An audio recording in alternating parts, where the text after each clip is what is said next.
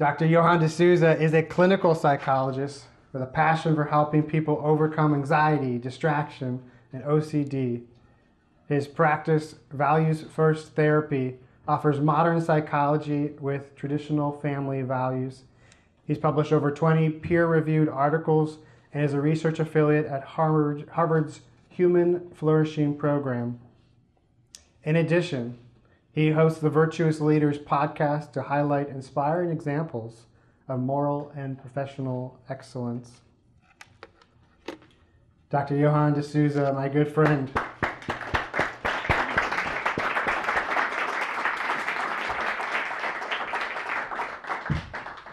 Thanks, Jake.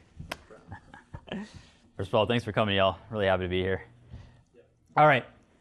So I have a PhD in clinical psychology. I've been mentoring teenage boys for 15 years. I've done thousands of hours of clinical work, and I've heard the craziest things that you cannot imagine that are really horrific. And I can say, with all my experience, this is the biggest topic. This is the most important topic. There are so many topics, but everything else pales in comparison to this topic. You can ask Father Greg; he'll tell you the same thing. He knows. He gets the behind the screen view of it.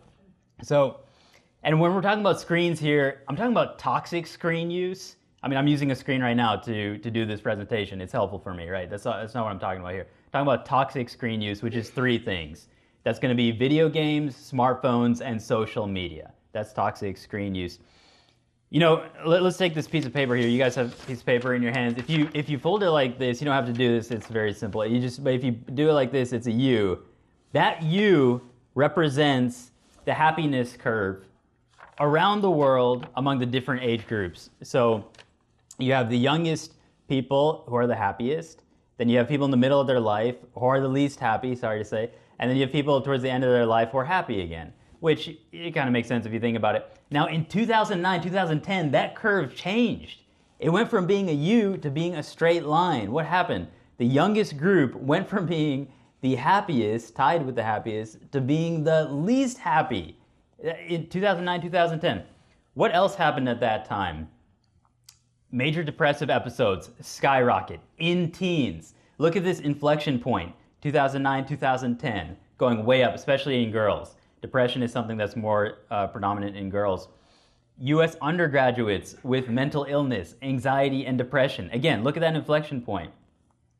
U.S. anxiety prevalence overall, but broken up by age group.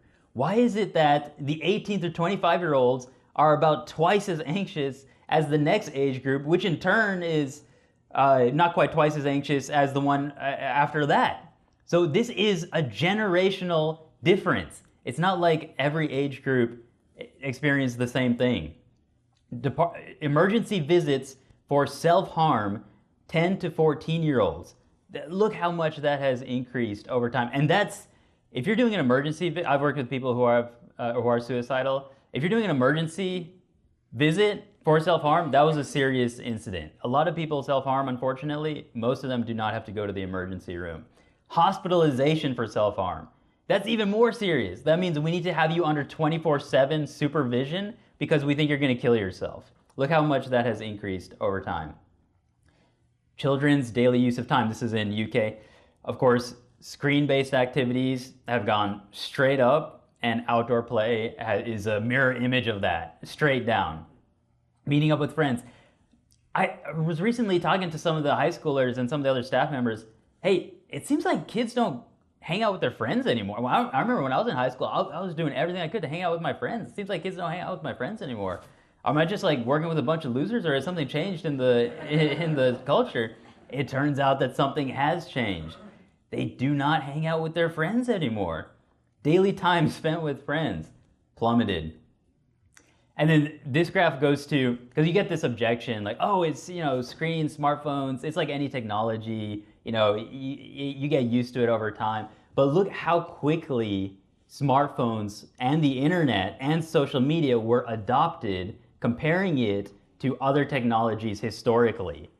Radio, much slower adoption, and then it increases over time. Color TV, faster adoption, internet faster adoption, but then you get into smartphones and social media, almost instant adoption worldwide throughout every stratus of the culture, through every age group. So there is a crisis right now. This is 2015, it's gone much worse since then, but 20% of teenage girls using social media more than 40 hours a week. They're being raised by social media. You don't talk to your child 40 hours a week. The child is being raised by social media. 2023, almost half of teens report being online almost all of the time. So that's what we're working with. What changed in 2009, 2010? What changed is smartphones became more popular, and the first social media, I think it was Instagram, was released exclusively for smartphones. That's what changed. So I'm going to start here with building up the healthy brain. So how do things go well? Before we get into how do things go badly, there's going to be 3 steps to this. So the first thing is brains take time to mature. 25 years. 25 years. I mean, we're done growing in terms of height by that. It's the last thing that develops, the prefrontal cortex, the executive functioning, what makes us different from animals. You can see this heat map that shows the development of the brain. Of course, when you're younger, it develops more quickly. The redder it is, that shows the development, or lack thereof. So 25 years before the prefrontal cortex is fully developed, as a baby, the first 3 years of life, 700 neurons are being formed every single second. That little baby over there, 700 neurons a second. This is a critical period that we need to protect. And what shapes the brain? Activities.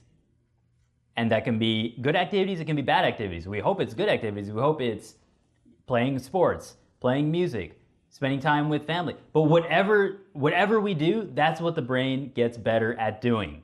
Whether it's looking at pornography, and that's what the brain is now wired to, and that's the only thing that gives the dopamine, or whether it's taking satisfaction in the greater things in life, in genuine leisure. This is a really interesting chart. So there's two ways of looking at brain development. One is the neuronal growth.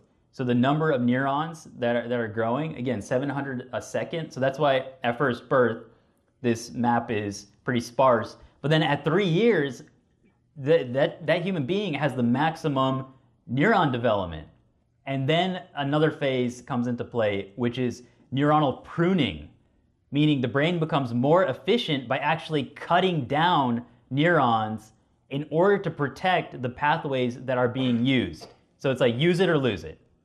The pathways that are not being used get cut down, eliminated, and the pathways that are being used get strengthened. That's why at 15 years, now it's more of a map. There's more logic in it. But that goes to the point that those activities that we were practicing from 3 years to 15 years, those are going to be hardwired into our brain. If we're practicing staring at a screen, that's what's going to be wired into the brain. If we're practicing being out in nature, playing with animals, doing a hobby, playing music, that's what's... I played music as a child.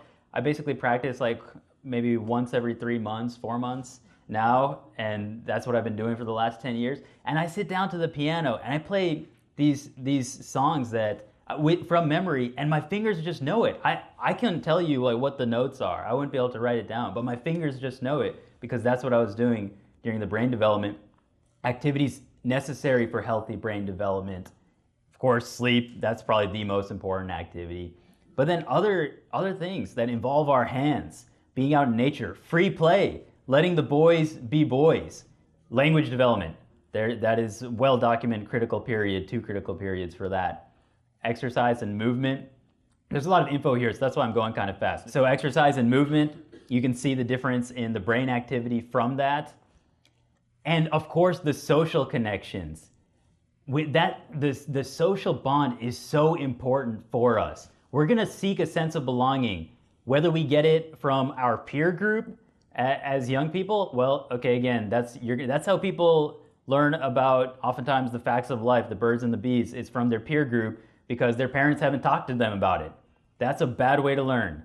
Or whether they get that social belonging from their family. That's why building those strong family connections, just like Nate talked about, is so important so that the child feels comfortable and welcome going to their parents.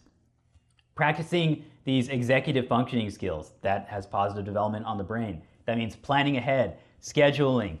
I was telling Mr. Murphy just now, helping your child grow into an adult, growing into a man, meaning I don't do everything for the child because they need to do these things themselves. Practicing self-control, practicing flexibility and self-motivation. It's funny, all these things sound the complete opposite is what happens with a smartphone. Every single one of these things is the complete opposite of what social media, video games, and smartphones do to us. How to grow in executive functioning skills, just some practical takeaways. Use textbooks, use physical books rather than screens. Have them think ahead, plan ahead, pack their things ahead of time. Focus on face-to-face interactions, doing exercise, etc. All right, now let's get into, that was healthy brain development. Let's get into what is the impact that screens have on brains. There's going to be 3 here. So the first is the chemical changes. Justin did a great job of showing us that with dopamine. There's an overstimulation, first of all. The kids are in threat mode. We'll get more into that. It leads to this flood of dopamine. Oh, why is ADHD skyrocketing? I have no idea. It's such a mystery. Well, maybe it's because your kid is using a screen for 8 hours a day. By the way, that 8-hour-a-day statistic that Jake cited, that's for entertainment screen time. That's not including the time that they're required to use the screen because of schoolwork. So physical changes, it puts our bodies into threat mode. The body is reacting as if we're coming face to face with a saber-toothed tiger. That means the higher blood pressure, faster heart rate, faster breathing. This is all symptoms of the fight or flight mode. The alarm center of the brain is going off, which corresponds with when the alarm center of the brain is upregulated, that corresponds with the rational mind, the executive functioning, being downregulated. And then we see the behavioral changes, of course. Well, the kid is isolating. The kid is irritable. There are tantrums. There's probably some either intentional or unintentional emotional manipulation going on here. They're depressed, they're anxious, all those other things. They're withdrawing. It becomes harder. It becomes a vicious cycle. It's harder and harder to help them because they're less available to be helped. They're being isolated. And all this becomes so much harder in the teenage years. The teenage brain is the most vulnerable brain. It's the most vulnerable time. And that's the time when these hapless parents, I got you hapless right there, when these hapless parents are giving the kids the phone, the most vulnerable time. The teenage brain is not developed. Remember, 25 years. Why is it that a 20-year-old, a 21-year-old, a 22-year-old cannot rent a car? Well, because they know that there's a risk to that. The brain is not mature. Intelligence is not mature. They may be smarter than us. Our neurons are not growing at 700 a second. The teenage brain, they probably are more clever than us. They probably do have greater working memory. They probably do have higher processing speed. But that's different from maturity. Maturity comes from experience and self-mastery. And that's one thing they do not have and which they demonstrate to you on a daily basis. It's important for that teenage brain, that teenager, to have that attachment. Again, parent-oriented teens, learning from them, taking the cues from the parents versus taking the cues from the teens. Healthy parenting, a lot of research on this as well. So basically there's a spectrum. You got on the one side of the spectrum, over-permissive. This is usually mom. This is like, hey, letting the kid do whatever he or she wants. Then you have authoritarian, and that's like typically the dad. Of course, it can be either one, and maybe it's a little bit of both. But we want to meet in the middle. We want to be, it says here, just right leadership or authoritative. So speaking with authority, speaking with confidence, recognizing that God has given you this authority. Do not neglect. You cannot delegate it. You cannot delegate it. So the children are in your responsibility, and that is your job to discipline them with love. That is the just right leadership. Of course, different life skills that teens can practice to develop better. Basically doing things around the house. They should be definitely taking care of themselves. I look at 3 levels of maturity. It's Someone else is taking care of you, you're taking care of yourself, you're taking care of others. Okay, so minimum, they should be taking care of themselves, minimum. But really, at this age, they should be taking care of others. So you parents out there with big families, I know a lot of you do have big families, congratulations. That is such a good atmosphere for children to develop in because it forces them to take care of the others. So let's get into the toxic screen use now. Of course, we have video games. These are characterized by now persuasive design, meaning the smartest minds in our civilization are dedicated to making the interaction more addictive. So, and they're extremely good at it. It just sucks you in, and there's no stopping point. And it's you literally get into a hypnotic trance. I've hypnotized people for some of the work that I do. It's really fascinating. The best way to get hypnotized is to play a video game. It is extremely effective. They are not able to control themselves, and you can see how they become like a little demon once they're on those things. The dark side of gaming. I worked with a kid who spent more than $1,000 on one video game because of these in-game purchases. Of course, the parents had no backbone and they didn't hold him accountable to that. Pornography is available everywhere.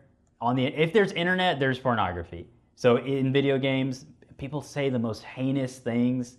It is very unhealthy environment. Warning signs. Okay, the warning sign is your child playing a video game? That is the warning sign. Let's move on here. Common mistakes we make. I like this last one. Ignoring your gut feeling. You know what to do. Most of the time, you know what to do. It's just a matter of doing it. You're in charge. No one else is going to take that away from you. You're the parent. Do what you know you have to do. What boys need instead? Real creativity. So real leisure. And this starts with the parents as well. How much time do we spend with do we even know what real leisure is? We work so hard, we work so frenetically. What is the purpose of all that working? The purpose of it is for leisure. The purpose of it is so that we can imitate the blessed in heaven and be able to contemplate and pray and spend time with our loved ones face to face, talking with them, spending time in silence, reading a book, developing a hobby. That's something that we have to model. And once you have a taste for that, as Justin said, it becomes so fulfilling, and you don't want to play a video game. I don't want to play a video game. You guys probably don't want to play a video game. It gives me a headache. The real leisure is so much more fulfilling. Having a group of solid friends, that's something that you moms can be more creative with facilitating. I know it's a headache, but how can you facilitate the friends spending time at your house? Open door policy at your house. The door is unlocked, open door policy, friends can come anytime as long as they're not bringing a screen. They can make noise, they can raid the fridge, always have good snacks, etc. Go for it. And of course, physical activity. In fact, that's one way of living the struggle for holy purity better, is getting tired out. The effects of pornography on the brain. So in 1 hour, a child can and often does see more explicit content than someone 100 years ago would experience in their entire life by far. And it gets more and more perverse over time. It's something, it literally makes my heart hurt when I hear these things and when I think about it and talk about it. But people do extremely disturbing things. They view, over time, it's the same thing is not enough. It has to get more and more absurd and disgusting and extreme.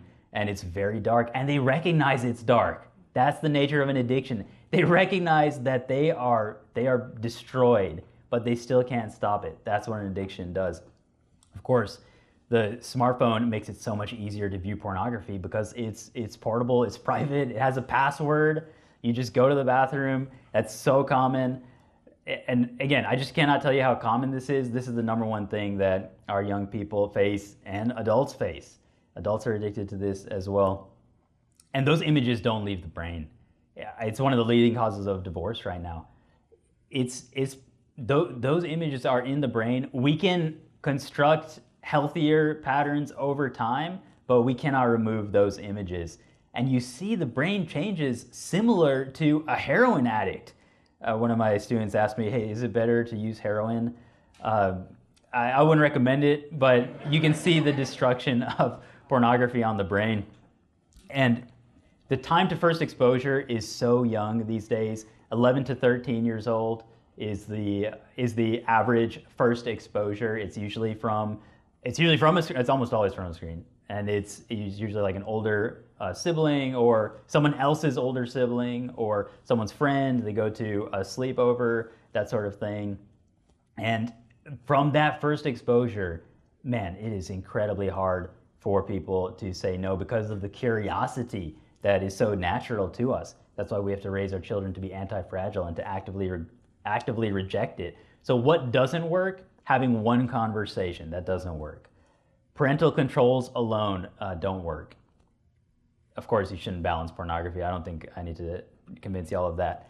So what does work? Having repeated conversations from the youngest age to establish yourself as an authority in these topics.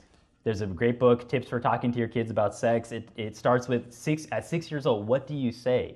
Of course, you don't want to scandalize them, so it guides you to how you tailor it to their age in a way that satisfies their curiosity, doesn't give them too much, but also establishes you as the person to go to if they have questions. Of course, having filters if there's internet involved.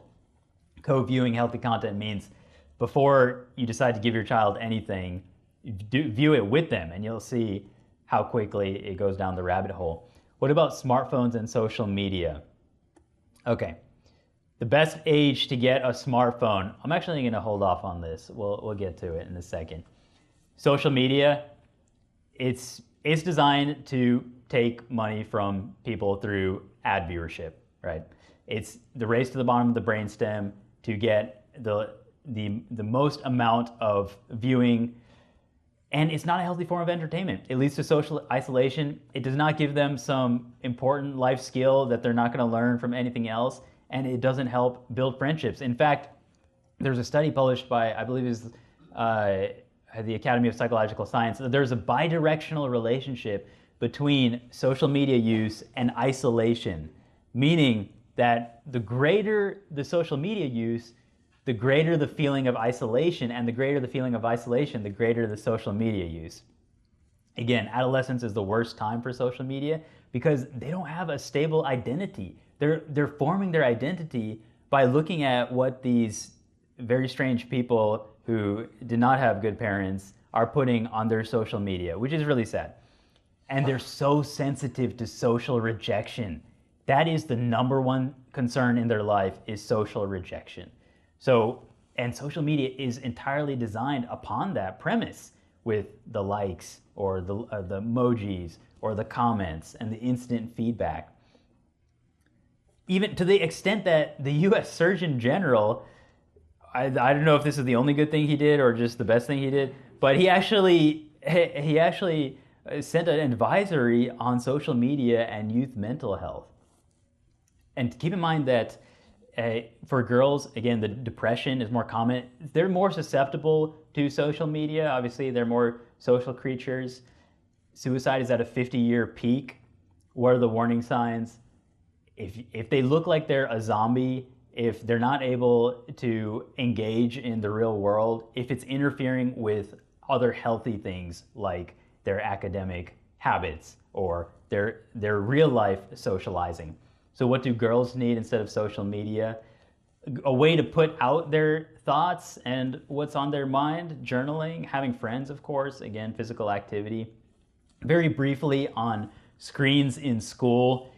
This can go much longer, but I just wanted to throw out something there.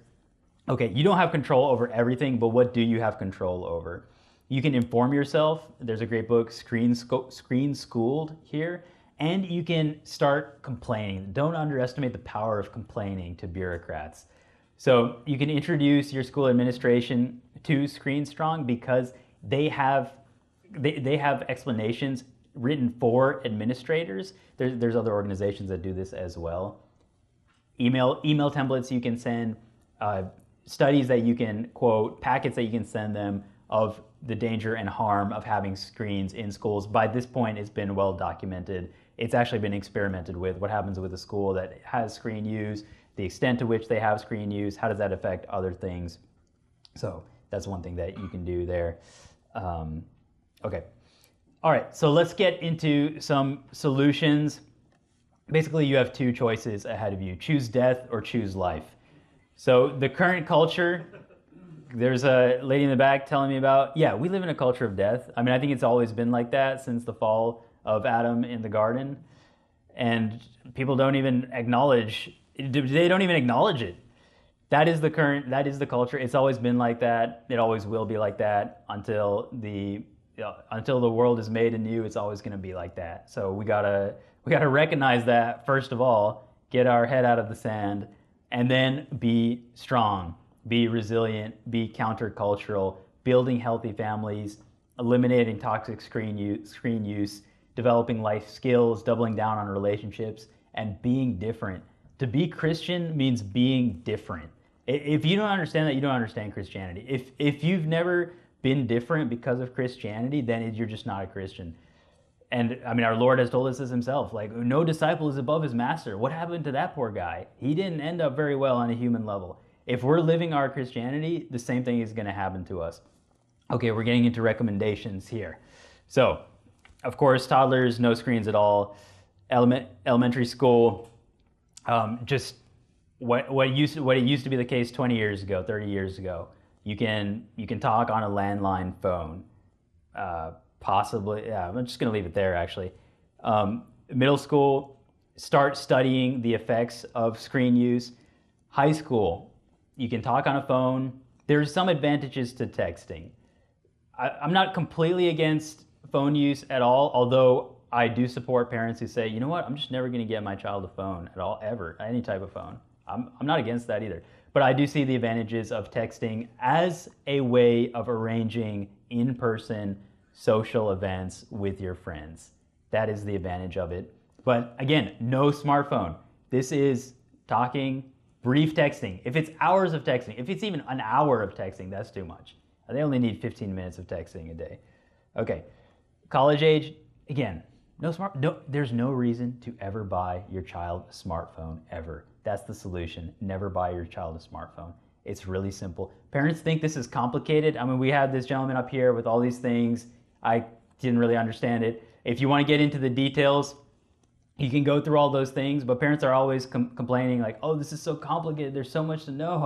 How am I supposed to know this? I'm not an IT person. I don't have a PhD. Look, this is not complicated. This is very simple. Never get your child a smartphone. That's it. That's all you have to do. Don't get them video games. Don't get them smartphones. Don't get them social media. It's that simple. Parents make this harder on themselves than it needs to be. If you open up that Pandora's box, you're just saying, hey, yeah, I want to be kicked in the face for the next 10 years of my life as you develop as an adolescent. That's what you're saying. If you want to do that, fine, by all means. I mean, you're free to do what you want. But I'm just saying, look, this is what works. This is what's going to be easy, and this is what's going to protect your child from so much harm. Because you're not smarter than Facebook. You're not smarter than Instagram. You're not smarter than Snapchat. You're not smarter than TikTok. You're not going to be able to outsmart these guys. I mean, unless you want to be going like James Bond, trying to figure out all the little tips and tricks with your smartphone. And even then, is it worth it? Is that your job? Is that what? Just keep it simple, guys. No smartphone. And oh my gosh, you hear this. So the dumb phone, the thing with the flip phones, people say, oh, I'll get a flip phone. You know what? That's actually the worst thing you can do, because flip phones don't have any way of filtering content oftentimes, and they have access to internet. Something that you think is a dumb phone has access to internet. So I was working with a guy he was addicted to pornography on his flip phone because it has no filter. And then you know what happens? He calls me a few years later with his parents saying he wants to kill himself because he's so depressed because of how addicted he is. Yeah, that's what happens. That's what happens. This is real life. Okay, so what are the steps here? Be a parent, firm but loving leadership. Step 2, eliminate toxic screen use. Step 3, focus on the positive life skills. Step 4, connecting with your family. And step 5, being different. The greatest compliment your child can say is, why are you so different from everyone else? If your child hasn't said that, well, you need to rethink what your approach is. Okay. So again, if you want more resources, this Screen Strong website, this is the best program I found so far, and I've looked at several of them. I interviewed the founder of this, so I think it's pretty solid. All right, what are the challenges to implementation? All right, y'all, so I'm just gonna level with you here. So I've been speaking on this topic for 7-8 years. I've given it in multiple cities. Good parents just like you, okay? And I used to be so naive, and I used to think, man, all parents need is they just need to know what's going on, and then they're gonna change. No, that does not work like that. The challenge is not that you don't know what to do. That is not the challenge. These are the real challenges I'm going to tell you right now. Anxious moms. That is real challenge number one. Mom is anxious. She does not have a healthy relation with her own emotions. And so she is not able to hold strong against her child. The prisoners are running the penitentiary. This is the case in so many families. The children are running the house because, in part, dads, you're not off the hook yet, but I'm talking about moms right now.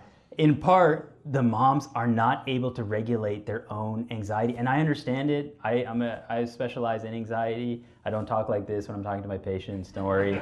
I understand it, all right? It's not easy. You love your children. You don't want them to get hurt. You don't like to see them suffering, but you do have to see them suffering. If they're not suffering now, they're going to be suffering later at a time when you cannot help them. You do have to be willing to see your child suffer because he doesn't have the candy he wants, or the shoes that he wants, or the clothes that he wants, or the games that he wants, or the smartphone. You have to be willing to see your child suffer for that, because if not, in 10 years, you're going to see your child suffering because he wants to kill himself by jumping off a parking garage. True story. Resilient matriarchs. That is the solution. Resilient matriarchs. Be strong. Be a mom. Be a grandma. Be a great-grandmother who's remembered for generations as a strong woman, a mulier fortis, like the Psalms says, that leaves an impact on hundreds, thousands of humans, of children of God, that will have an infinite existence, eternal existence. That's the goal. Weak men. So what happens here? We talk about the prisoners running the penitentiary. Okay, a weak man sees when his family is going off course and doesn't stop it. He complains about it, he resents it, he's bitter about it, but he doesn't stop it. You guys need to man up. I wish I was talking to you guys one-on-one. I'll be using stronger language, but you guys need to man up, all right? You're in charge of the household. God put you in charge of the household. If your wife is anxious, and it doesn't matter. You're the man of the house. You do what's best for your children. You do what's best for your wife. The worst thing that you can do is give in to your wife's anxiety. What the heck is your purpose in life if you're just giving in to your wife's anxiety? You're no longer a man. So I'm actually going to quote the reading from today's Mass. So I mean, you just can't make this stuff up right here. This was today's Mass, the first reading. The Lord God said to the man, "Because you listened to your wife and ate the fruit of the tree which I had forbidden you." Because you listened to your wife. That was Adam's sin. Because you listened to your wife and let them have a smartphone, even though you knew it was wrong. Because you listened to your wife and let them hang out with those friends, even though you knew they were a bad influence. Because you listen, you get the point, guys. So strong fathers. Third challenge: feeling alone. Yeah, this is a difficult one because it is countercultural, which is great that we have this group of people here. Because y'all are, I recognize right now that I'm talking to 1 in 1,000, 1 in 10,000. I recognize that y'all are way above and beyond the rest of the culture. So if the rest of the culture is at 10%, y'all are at maybe 60%, but we got to look over. You're standing on a hill right now, looking at these people living in a dumpster heap and thinking, man, we're not doing that bad. Yeah, and you're not doing that bad compared to them. But you got to look to your right and see there's Mount Everest over there with its peak covered in clouds, and I need to be planting my flag on top of that peak. That's where I need to be going. And it helps to have that community, of course, supporting you. It's very hard, maybe impossible to do this alone. That's why God gave us the church. So finding that community. If you don't have that community, either find it or build it. You can build it. You can build it around you.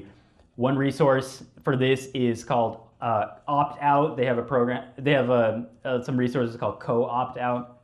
It's super simple. The idea is they're just helping you build the community around yourself. It's very simple. If you want to do this, go to Opt Out or Google Co-Opt Out. I interviewed the founder of this recently, Erin Lechner. She goes through this playbook. You talk to your friends, you make a plan, you keep it simple, you have regular meetings, make it free, make it open to invite other people, and you're saying yes to real life experiences, you're saying no to social media, yes to community, no to smartphone gifts. Guess what? You're in charge of the family, not your parents. If the grandparents give the kids some technology, I don't care, that's going in the trash. I'm smashing that phone and throwing it in the trash. I don't care, you're not the parent. You can say yes to shared technology, meaning like if you watch a family movie together, something like that.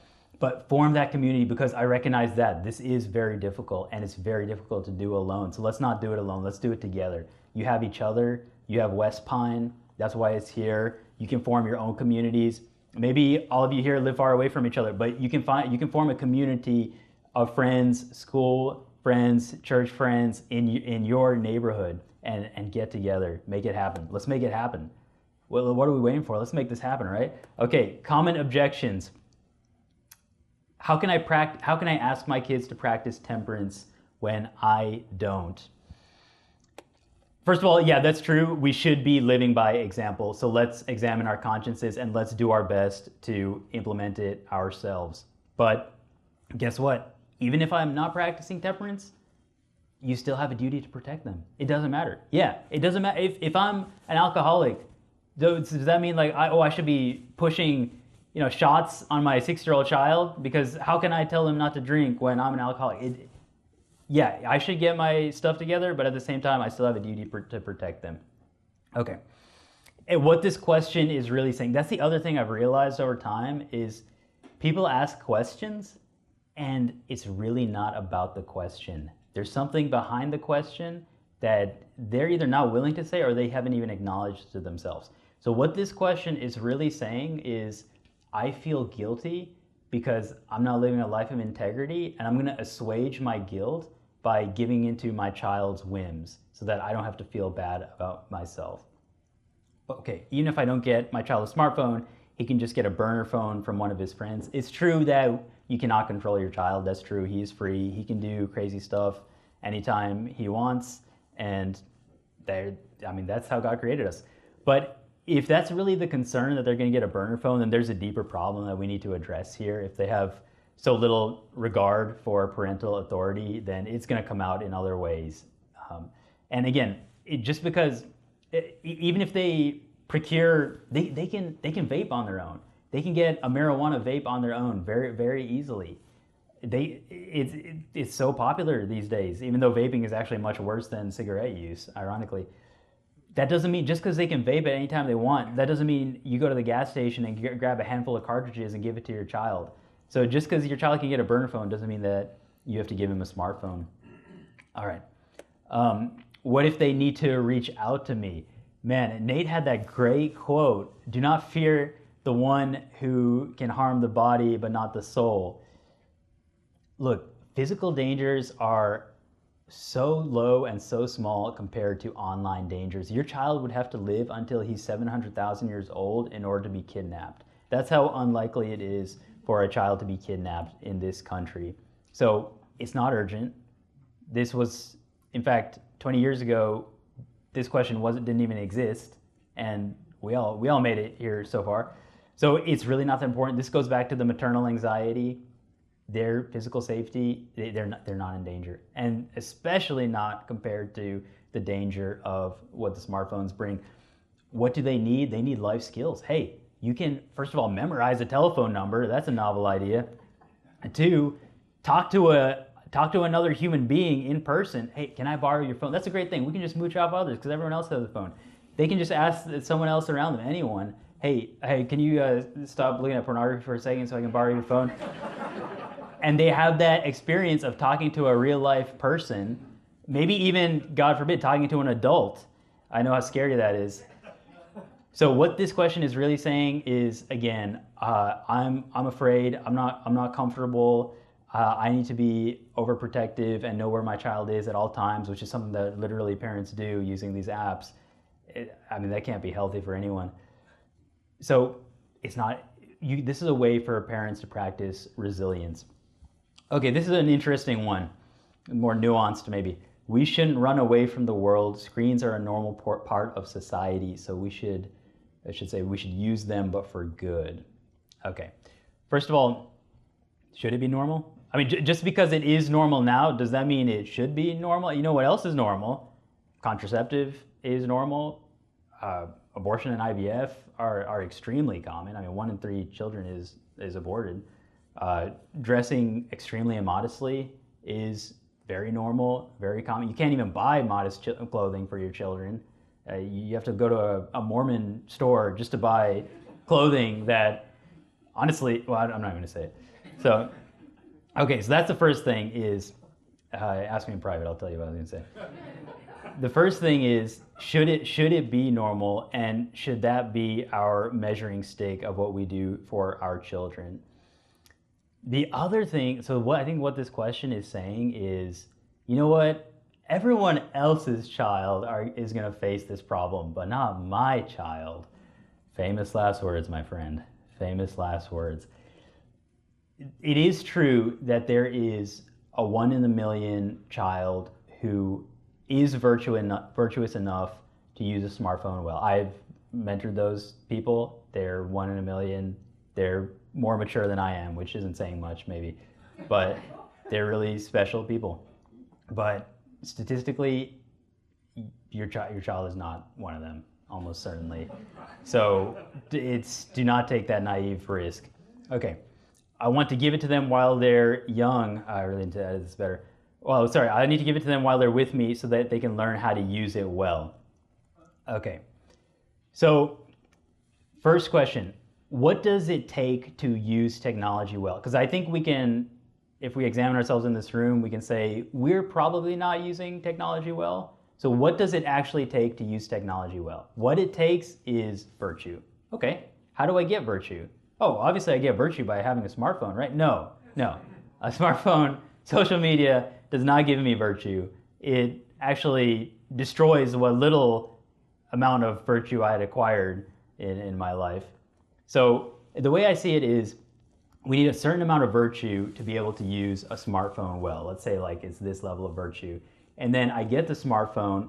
If I have enough virtue, then I get the smartphone and I get knocked down a rung, but I'm still good. If I don't have enough virtue, I get the smartphone, and now I'm in this state where I don't even have the ability to prepare myself to use the smartphone well, because the very tool I'm using is actively destroying my reservoir of good habits. And then that's when you get into this vicious cycle. So the phone does not help them use, the phone does not teach them how to use it well. And also you're going to turn into this, like this kind of CIA agent who has to be spying on your child all the time. So the trick is, as we were talking to Mr. Murphy about, is forming the virtue. Okay. Let's keep going here. This is a very common one. They're going to be socially isolated and won't have any friends. Social media is antisocial. It does lead to greater depression and loneliness and suicidality and anxiety. It's an unnatural form of socializing because it's one to many, whereas socializing is normally on a one-to-one basis. The other thing is there's instant negative feedback, and people are more anonymous, so they feel more comfortable giving negative feedback and saying things that they would never ever say in real life to a real person face to face. Just look at any teenage group chat. They say terrible things. Real confidence comes from the ability to go up to a stranger one-on-one, give a firm handshake, which by the way kids can't do anymore, look someone in the eyes and say, "Hi, my name is, what's your name?" That's real confidence. Social media does not teach them to do that. Life skills, real life interactions teach them to do that. Again, this one goes back to the maternal anxiety of it. That thought is terrifying for most mothers, that my kid could be socially isolated. This is such a common argument that people use. If the child feels the need to rely on social media and a smartphone to have friends, that child just does not have friends to begin with. And we need to strengthen their life skills so that they can have real friends, which is one of the biggest joys in life. And I hope that everyone gets to experience that. All right, so let's go ahead and, first of all, thanks for putting up with me with this rant. It's a very important topic in my mind, and I'm really trying to help y'all the best I can so that you don't make the mistakes that I've seen year after year after year after year. And frankly, I don't really see this changing anytime soon. So let me take what questions, if we have a minute, I can take what questions you have now. Yes, ma'am. So the question is, this young lady's son is 17 years old and works at Chick-fil-A and needs a couple apps in order to get the next promotion. That's a good question. So what does he say about it? Well, I mean, teenagers. He wants to do it. Okay, let me ask you this. So he doesn't have a smartphone currently? He does, and he did, and we did let him get the apps, but at the time it was like, I was just annoyed that, so many things in your life, you need the app for that. Yeah. So what's your response to? There's different ways of looking at it. First of all, it's almost like a structure of sin at this point, where you do need to get a smartphone for so many things. My personal response is, all right, I'm out. Like my gym membership, it required an app. I just never got the app, and they would yell at me every single time. Eventually, I just stopped going to that gym. Like, you're not going to force. It's like getting the vaccine. You're not going to force me to do something that I don't want to do. Like, so and more, the globalists are going to try to get us on smartphones so that they can track us and so that they can monetize our attention. So for my attitude is like, I'm just not buying into that whole system. So that's one. I recognize that might be an extreme view, but that's one option. But if he already has a smartphone, what is the drawback to getting those apps? Well, it's more, we have 5 more below him. Yeah. That now it's like, okay, well, let's think this through. Okay, good question. So one way to look at this is, let's look at how he manifests virtue or lack thereof in other areas of his life. So does he make his bed every day? Does he get up on his own? Is his room clean? Is his backpack clean? Is his locker clean at school? Does he make his own lunch? Does he get to appointments on time? Does he track his own schedule? Does he take care of his younger siblings? If he's doing all those things, does he do homework without being asked about it? Is he looking into his college applications without being asked about it? If he's doing all those things, then he's a mature young man, and he might be capable of handling that. If he's not, then yeah, I would seriously question this, and either, hey, stay in the same level of job that you have now, or tell your supervisor, hey, look, like, the app is not an option for me. How else can we do this? Or look for another job is another option. Maybe he can start his own business, his own like landscaping business or shoveling snow or something like that. What are your reactions to that? For me, Mm-hmm. I think it depends on a lot of personality. We ended up getting him a cell phone earlier than we would have because of, anyway. But now our other kids have all been like, you had a cell phone at this time. It's a constant. Okay, yeah, good point. So I think another way of looking at this is cost benefit, right? So he's going to get a raise that's going to be, max like $2 an hour, I would guess. And then what are the drawbacks? Potentially enormous. I mean, like literally soul destroying. And then not to mention the other kids. So what you can do if you think that, if you're starting to question your initial decision, I think the best thing to do is just say like, hey, look, children, we made a mistake. Like we've always tried to be the best parents that we could be. We always loved you, but we just didn't have all the information. Now we know better, and now we're going to change, and this is what we're going to do now. But the firmer you are and the clearer you are with what your decision is, for example, no smartphone. Like we're actually never going to get you a smartphone. If you want to buy a smartphone when you're an adult, you're free to do that, of course. But we're never going to buy you a smartphone. If they sense that that is a clear, firm decision that's never going to change, that is directly proportionate to them accepting it and not complaining about it, right? The only reason that they argue and complain is because they think that they can wear you down and break your will and change your mind and get what they want, right? So if they and they use other examples in their life to learn that. So if they sense that, no, you know what, this is actually never going to change, then they just accept it. So any other Okay, good. Other questions? Yes, ma'am. Just to clarify, so what was the double-edged sword was either you're anxious that your child is going to be left out, or you're anxious that your child is not going to know how to use a smartphone well? No. So you were saying that. Okay, I think I understood the question. So the question is, well, first of all, an observation that when it comes to maternal anxiety, there's a double-edged sword where you're damned if you do, you're damned if you don't, because one is anxious that the child is not going to have a phone and therefore miss out on social interactions, or the child does have a phone and is going to be exposed to all the toxic influences of that phone. So to respond to that one first, with regards to the fear of missing out, my main point there is that it's more imagined than real. That there is actually nothing, or at least in terms of the cost benefit, the benefit that they're gaining from that is not made up by the cost. And in fact, the social benefits are imaginary. The research is clear about social media use is what's damaging. It actually socially retards children. I mean, the kids, they don't look you in the eyes when you meet them. When they're anxious, when you go up to meet, because this is something I experience a lot as a mentor. I go up to a child, he doesn't look me in the eyes, even though I'm standing right in front of him and trying to engage him in conversation. And then he pulls out his phone as what's called a safety behavior. It's a way of avoiding the real world. So my point there is, it does not teach social skills. Quite the contrary, it destroys social skills. And I've seen this with young people who, I knew one guy who, he was the most popular guy in his school. He had a really bad phone use, and in fact, he ended up dropping out of school. I think he got kicked out, actually. So his parents removed the phone. And guess what? He became even more popular.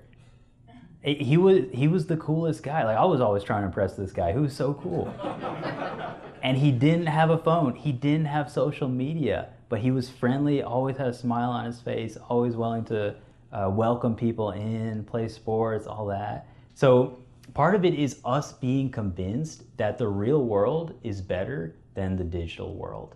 And we have to facilitate opportunities for the children to spend time with their friends and with other families, and so that's going to come with more inconvenience. Yeah, it's more convenient just to put the child in front of a screen, but that's not going to give them that deeper fulfillment. And then to your second point about there's a virtue in Opus Dei called naturalness, which St. Josemaria emphasized, and part of it is you don't want to stand out unnecessarily in a weird way, I think. So if in this country, every time you go outside, you wear a hat, if you're a citizen of that country, if you're going to that country, then wear a hat. So my point here is that presumes that the act or practice in question is morally neutral. Like wearing a hat is morally neutral, I suppose, unless you're Jewish, maybe you have to wear a hat. But smartphones, social media, video games, they are not morally neutral. They're very, very negative. So that's why I use the example of immodesty, because that is so common and it's not morally neutral. Any reactions to that? Okay. Anyone else? Yes, sir. It's a good clarification. I think the question comes down to what is a smartphone? The way I think about it is a smartphone is a phone with a screen that has internet. Like that's what makes it a smartphone. If it doesn't have internet, it's not really a smartphone anymore. It's just a phone. So all social media requires internet. In fact, a lot of these games require internet as well. So if you remove internet, then you've removed the essence of what it means to be a smartphone. So if you're just using text, that's just a phone. I'm not opposed to text as a rule. I'm opposed to excessive use of texting. And I would be very careful about group text. I would err on the side of just not allowing group text at all. And I understand that there's these tricky situations where the school's sports or extracurriculars, they communicate by group text. And so it may be worth thinking about, reflecting. And first of all, let me ask you, have you seen their group messages? Do you know what they look like? We do review them. We do review them. Sometimes we find objectionable things on there that we speak to our girls about, or boys. I shouldn't be specific because they some people know. But we spoke to our children when we found things that were inappropriate. And I've always said, I know you're going to see things at times that may not be, but you're always going to know where your mom and dad stand on it. You're always going to know what's right and what's wrong. But that haunting sense of like what you say, the downside and the addiction is so big that it's always right there on my mind. So you can consider this as an opportunity to guide them to being actively countercultural and resisting, again, what is like almost a structure of sin, because that more and more, that's what they're going to have to do as they're adults. I mean, how many people in their jobs are going to be asked to do things that are immoral or questionable? And how have we trained them to address those situations? So one way to train your child to address this is training your child to talk to the coach, maybe even talk to other families first to see, do other families have the same concern? Are y'all really the only one who have this concern? Then talk to the coach. Is there another way that we can do this? And if not, then maybe what it is we're not going to be on the group text, but one of our daughter's friends, she's going to text my daughter directly. Because I bet you 90% of the interactions are basically useless. And it's just like that one or two messages that says, oh, the time changed from this to this. That's really all they need to know. So, man, I'm really liking this Q&A. Do we have to shut it down already? One more. Okay, Anita, you had one? Thank you. Absolutely. The question is advice for a single mom. I mean, that is a very, very difficult situation. Very difficult. So first of all, I think we should all pray for you, and I will do so. And second of all, get support, because I think there can be a danger of being too demanding on yourself to a degree that's not sustainable and not human and not what God wants. And it's going to do more harm than good in the long run, because for you to be able to help your children, you have to be in a good physical and mental and emotional and spiritual state. So that's going to require help. Get as much help as you can from friends, priests, other moms, hopefully male figures in the child's life, whether it's uncles, mentors, etc. And God bless you in this journey. Thank you for your patience and understanding towards me, and I wish you all the best.